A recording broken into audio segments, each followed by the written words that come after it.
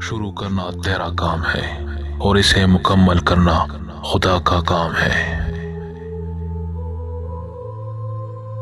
मंजिलें चाहे कितनी ही ऊंची क्यों ना हो, रास्ते हमेशा पैरों के नीचे होते हैं। अगर किसी को तकलीफ देकर भी अच्छे से सो लेते हो तो अपने ज़मीर का जनाजा पढ़ लो, क्योंकि वो वफात पा चुका है।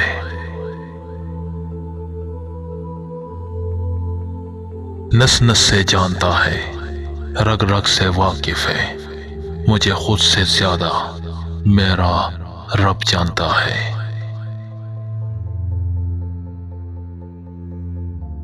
जो शख्स इरादा कर सकता है वो कुछ भी कर सकता है।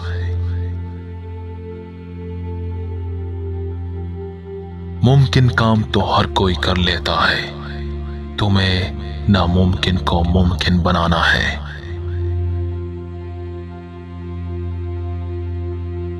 वो लोग किसी के नहीं होते जो दोस्त और रिश्तों को लिबास की तरह बदलते हैं।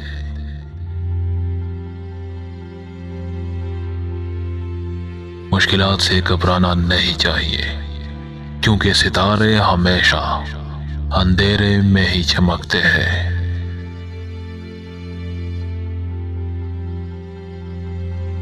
अगर तुम हारोगे नहीं तो तुम कभी भी जीत का मजा नहीं ले सकते।